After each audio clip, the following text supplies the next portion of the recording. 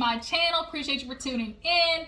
We're going to talk about an episode of Life After Lockup, y'all. I know Life After Lockup I haven't really been too consistent on with doing the reviews. For some reason, like, the Fridays have been really busy for me lately. But I was able to catch Life After Lockup, and this episode was pretty mild. We had, a little bit of drama between Nicole and Deontay, which I definitely want to, break a little bit more into that. But another one of these relationships, Brittany and Ray. Brittany, bitch, we need to talk, okay? We gonna get into there because I definitely got to get into her ass the way she's acting this episode. But let's go ahead and get into it. We're gonna open up with Brittany and Marcelino, but wait a minute, pause. Hey, if you're new to my channel, go ahead and hit that subscribe to the channel, hit the subscribe button. We are going to hit 3K before the end of October, y'all. That is the goal. So we are on the road to 3,000 subscribers, continuously, going to count, moving on up. Make sure y'all follow my Twitter and Instagram as well. And TikTok. You guys, TikTok seems to be the new thing. I'm starting to feel old. Now there's a whole new social media aspect that people are getting into. So I'm considering doing TikTok just to do like little polls or, quick questions or, do a quick, add up about something that I might have missed during a video. So drop in the comments and let me know if TikTok is the new app that I should add as far as the channel goes. I know it's so crazy to ask. But yeah, nonetheless, let's go ahead and get into this episode and break it down. So we open up with Brittany and Marcelino. Y'all, we all know Brittany was trying to do the right thing when she got out of jail. She was trying to live the good life. Y'all, what is going on with Brittany's mom? We haven't seen her. Did she stay in Alaska? I think that hoe might have stayed in Alaska. We all know she was struggling, had, drug issues, was trying to be in denial about she was taking these pills for her back pain. But I wonder what's going on with Brittany's mom. If y'all know, drop it in the comments. But yeah, Brittany and Marcelino, they had to pull up on Robert, okay? They had to pull up on Robert because Robert got some splaining to do. He stole the $80,000, which was to go into them, creating this rehab facility. They get to the crib and the friend, the one that was in jail with Brittany, her little sister, they, roll up in there and Robert's not trying to give them entry into his room. So he actually ends up calling the police, but they welcomed it. Brittany was like, I'm on the right side of the law this time, so go ahead, call the po-po ho, call the po-po ho. We rolling up in here because, like, we trying to get our money and our property. So basically the police was like, there's nothing we can do because this is a civil suit. The only thing that you guys can do is take out, the things that you have ownership of. They were recording everything, but Robert was being an a-hole. Brittany's disappointed. She's like, I really thought we had something here, like Robert. And she's asking him, like, do you not understand what you're doing? Do you not feel for, like, these people that we were supposed to be trying to help? Like, what happened to you, Robert? That money, that Robert saw that money in his bank account. He's an ex-addict, and that little devil on that shoulder, okay, that devil was on that shoulder, was telling him, take it. You can do it, Robert. Just a smidge. Won't nobody notice. But then a smidge became the whole 80,000, okay? So now he's in the house and giving them only a little bit of property, that they can take. And, Brittany's just really hurt. You can definitely tell Brittany is really trying to do stuff different this time. Marcelino's there. He's obviously pissed because they have money in this. And there's nothing they can do. Like, they're basically SOL because they put Robert's name on the documents, which means this nigga got a house out of it all. He got the money. He got the ownership of, like, his name is in the mainstay ownership of just, like, the rehab facility. So it's kind of like, damn, like, they put his name on everything because even though he was an ex-addict, he wasn't an ex-convict. He wasn't, arrested or went to prison. So, banks are more likely to approve loans and, business opportunities because, he's the face of it, right? But after y'all got the loan and the money, bitch, y'all should have went back and put y'all's name on that stuff because now he's got sole, ownership, even though y'all can fight all day. If what matters on what's on the dotted line. and Robert's name is on the dotted line. So also, if this shit does go downhill, at least it won't be on y'all. It's gonna be on Robert. But the only thing we can expect from Robert at this time and the way that he's acting is for all that money to either go up his nose, in his bloodstream, or he gonna be popping them pills like Tic Tacs. That's the only way we can see this going. With $80,000 and a nigga who used to do drugs, there's no way to go but down with this. With how he's acting. But moving on, let's go ahead and knock out Sean, y'all. Sean is an asshole. I'm still not over the fact that he really is ditching his kids every single time for some coochie. Like, he clearly was the lame robotics kid in high school. Nobody talked to him. He was the kid that ate lunch with 2 or 3 people at his table. Like, and Sean is basically using his money as an opportunity to get these women. And as much as he doesn't like you being used, he also likes being in a situation where women are indebted to him. It makes him feel good. But I am agreeing with him on the aspect of, Sarah, you can't have me out here for 2 months and not see me. Like, I moved here, picked up my life, bought a house, yada yada, been spending money on you, and you're telling me the only thing we can do is text and FaceTime back and forth.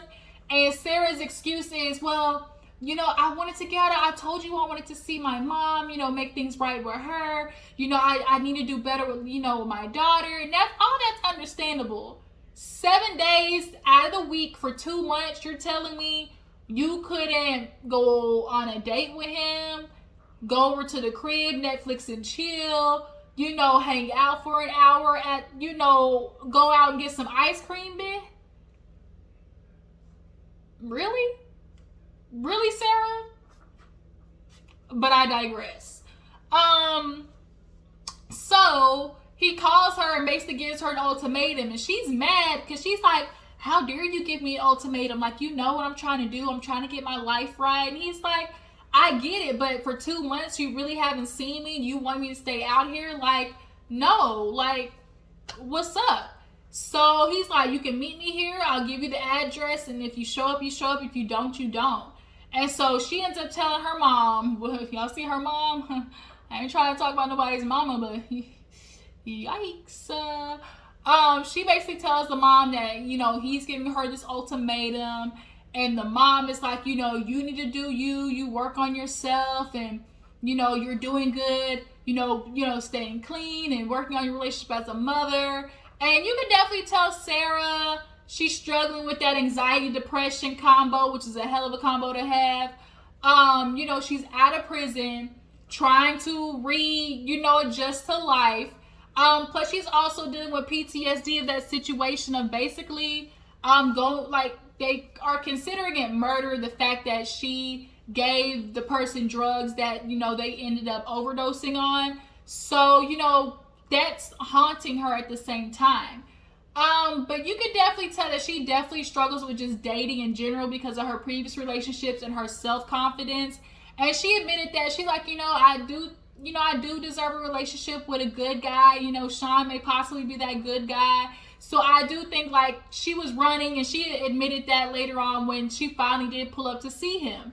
She admitted like, he was like, you could have told me, and I'm glad that you want to get your life right, but you did it in an effed up way. And she's like, I did do that. I just kind of ran. And so he's like, I want to meet your mom. I want to meet your daughter. Like, if we're going to do this, we got to do it all the way. But it's like, Sean, you need to slow down.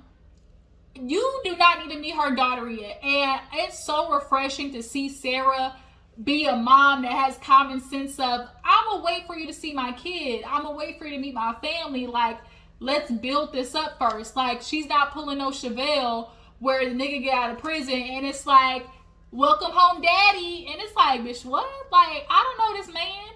But, she's taking her time. So that's super, it's nice to see that, some of them got a teensy bit, just a tiny bit of common sense.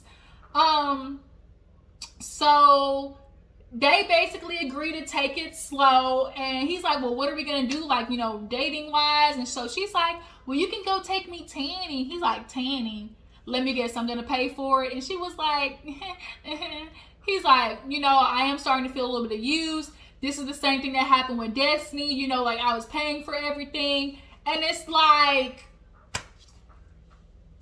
nigga, like you went through this with Destiny because you were on the same goddamn, I Love Prison Babe website. Like, what do you expect? What do you expect? These women are getting out of jail, no money, no means of like living. They're gonna use you, bruh. Like, I don't even feel bad for Sean. Like, you're stupid. You and Deontay are on the same goddamn playing field. You want to be mad that bitches is coming for you for money, but yet you still keep giving them the money. But yeah, so he's like, oh, I'm going to pay for lunch too. And she was like, oh, that'd be so great. So it's kind of like, bruh, like, Sean, I don't even care what happened to you. You need to go to therapy with your daughters and figure out what's going on, because you promised your daughter that you weren't going to do this anymore. And then months later, you up and disappear. And then really have the nerve to tell your ex, baby mama, your baby mama that, oh, I come by and see the kids a few times a month. Like, that's good enough. Nigga, F you. You and the horse you rode in on. Period. Moving on. Speaking of Deontay ends up seeing Nicole. And Nicole, y'all, don't look like she cracked out. That's just the truth. But she wants to blame it on being sick with COVID and, yada, yada. But she sees Deontay, and Deontay, of course, is happy to see her because he's still in love with his little white Barbie doll. Nigga, you stupid. Boo-boo the fool. Elevator doesn't go all the way up. All the gears don't grind. However many which ways I can say this nigga dumb as a box of rocks. Nicole comes and, she's like, hey, Deontay, I just want to meet with you. And, it's been a long time, but, I really, of course, our confessional, she's saying the typical, I really miss Deontay. I'm with Tia, but, Deontay was nice and, he treated me good. And, me and Tia have been talking, I just always have to tell Tia, like, I don't want Deontay in my life just because of the money. But, he treats me well and, I really, care for him. Okay, whatever you gotta convince yourself, boo-boo. Nicole, whatever lies you gotta tell yourself that you really like Deontay and that you're not using him and all of those things. But when she sees him, she starts crying and basically having an anxiety attack. And Deontay's looking at her like, y'all see Nicole? Like, what's going on? Like, she's so small and she with Tia, like, there's definitely something going on. Yeah.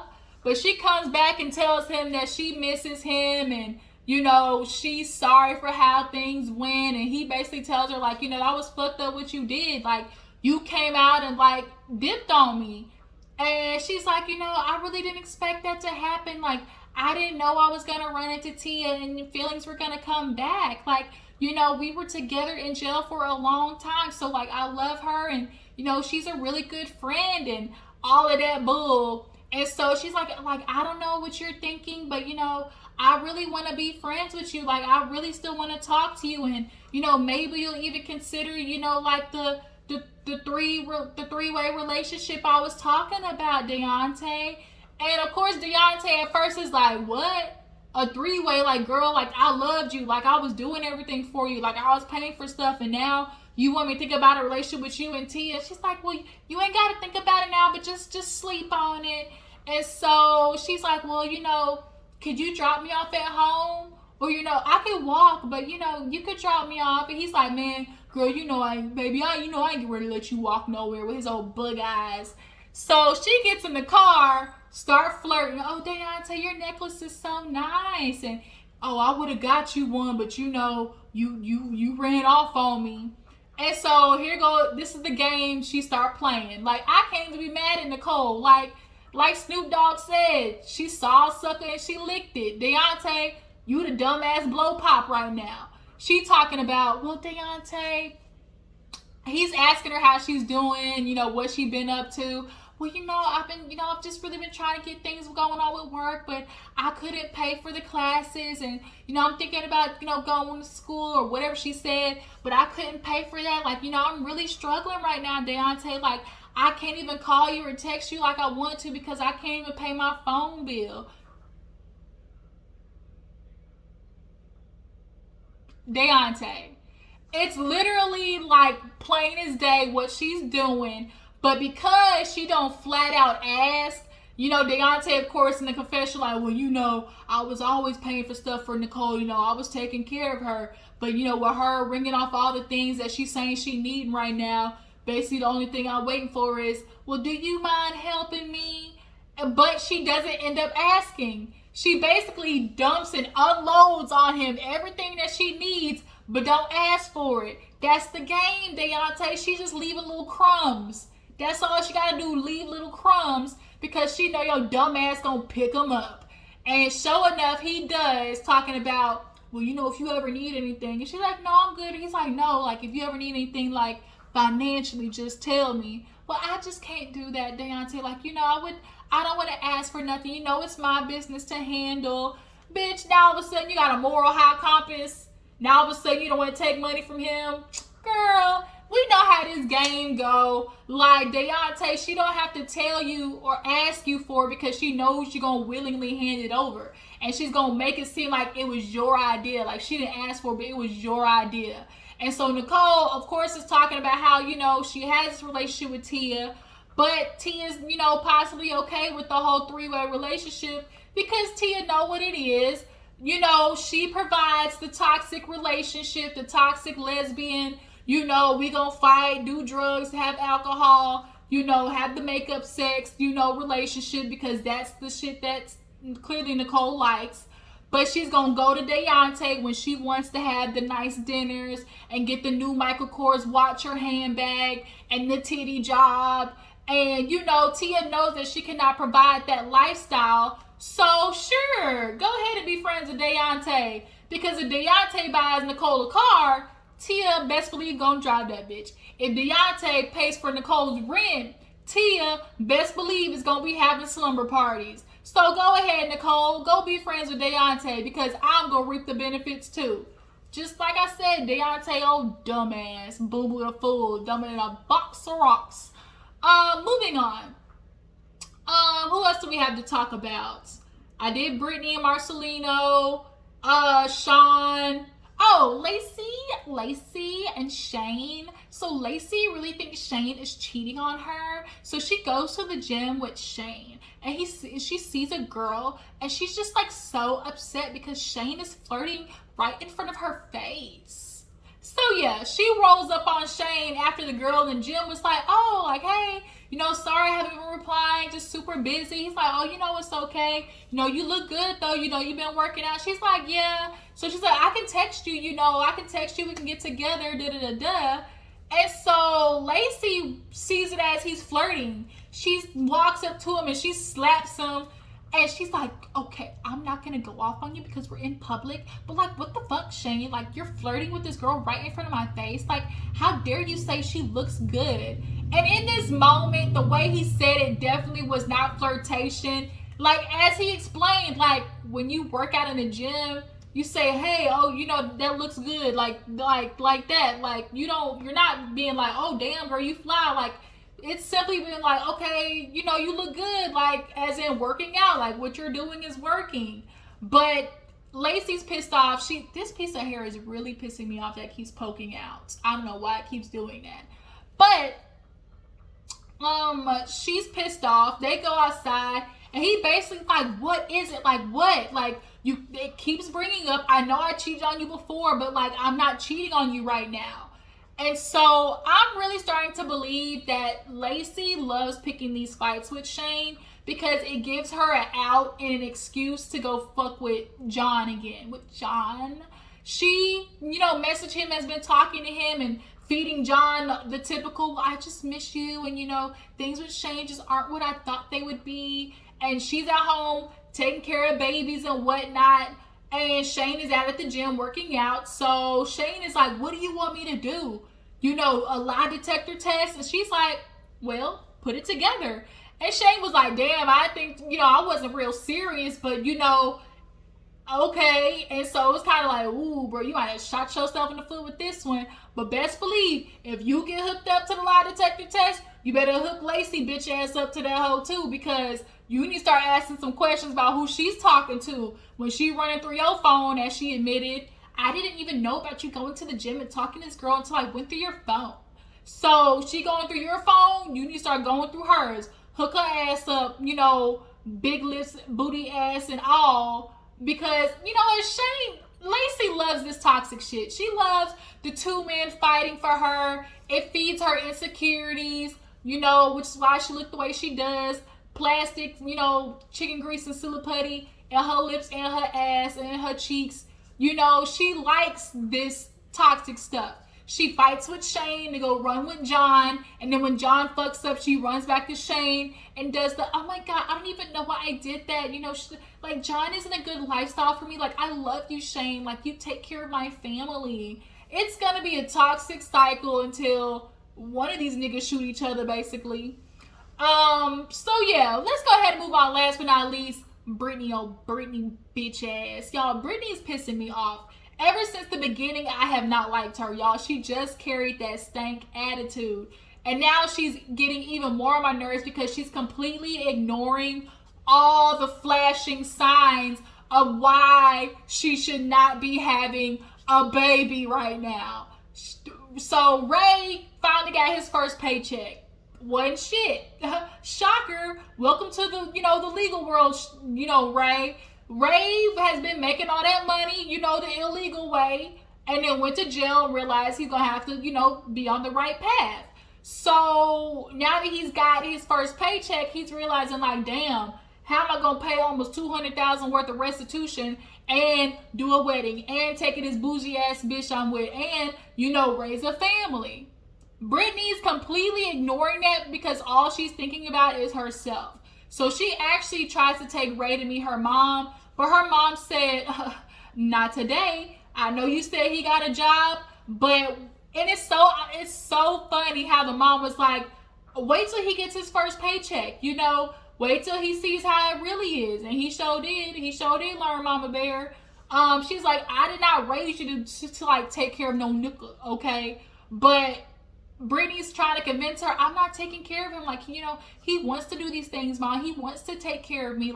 He wants to provide this lifestyle for me. So the mom was like, okay, he might got a job now, but let's wait 3 months down the line, 3 paychecks down the line, and I see that he's really consistent.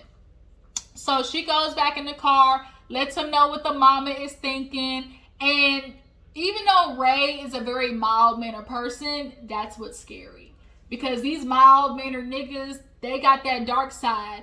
And Brittany, you gonna meet it real soon if you keep pushing it with Ray. Because they make it to the house, and all she's trying to do is hop on the dick and do a full split. And he's like, I'm not in the mood.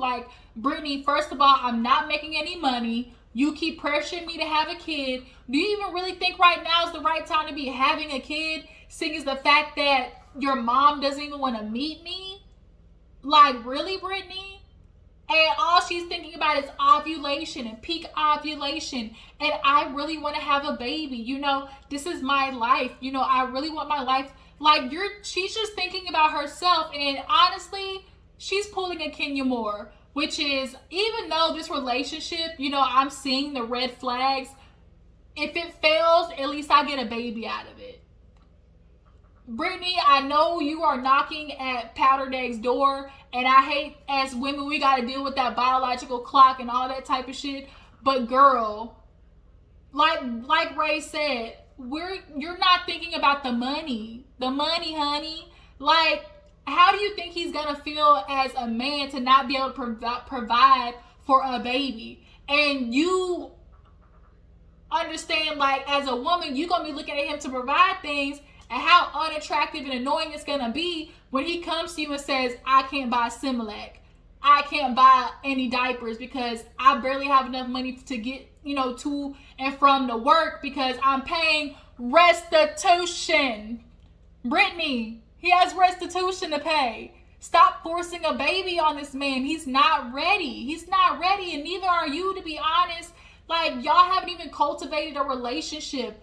The way Britney is rushing into just creating this lifestyle that she's pictured in her head is like really borderline, like, it's dangerous, it's irresponsible. Like, it's just totally irresponsible because you're not caring about what type of environment that you're bringing this baby into. And it's good to see that Ray out of the two has some damn common sense, and he's not trying to, you know, she's like, we've been having sex so much, like, but you know, we haven't had a baby. And she's like, you know, with Ray, I have a secret, and if I tell him this secret, like, I don't know what he's really gonna think. So I don't know what the secret is. I think maybe she's gonna be telling him about her previous relationship. But as far as Britney goes, I don't like that bitch. I don't like that heifer. I don't like that skeezer, because she is really just thinking about herself. She's selfish, and she's definitely using her, like, her energy and what she provides for Ray to really try to, like, push him. She's definitely pushing Ray into the things that she wants out of life, which is probably why she chose him, because she's always going to be able to hold over his head, well, you can't do this for me. I did this for you. I waited for you to go to jail. I put money on your books. Like, that's the type of relationship that she wants, to feel in control, because her previous relationship was toxic, and the man, you know, clearly was, you know, the one that was doing the things to her, so she needs to feel in control. So yeah, that was Love After Lockup, you guys. Tell me how you feel about the couples. Who do you like the most, like the least? Who do you think is gonna make it? Do you guys think that Deontay is gonna finally give in to that three-way relationship? What do you guys think about Britney pressuring Ray to have a baby? Do you guys think her mom is being, you know, too stern and not meeting Ray and not giving him an opportunity? Or do you think she's holding him accountable and seeing that, you know, he's going to be consistent and taking care of, you know, her daughter? Guys, let me know down in the comments. Make sure tonight to check out the Ooh Lady First panel, y'all. They are interviewing Miss Melody Holt, okay? So if you have any questions, drop down in the Ooh Lady First inbox. And make sure to tune in, you guys. I definitely will be tuning in. And you guys, Love and Marriage Huntsville comes on tonight as well, so we will be in the next upload. Possibly we'll be going live tomorrow, so make sure to look out. I will post if I will or not, but I will catch you guys later. Follow my Instagram and Twitter. Love y'all, and see you next time. Deuces.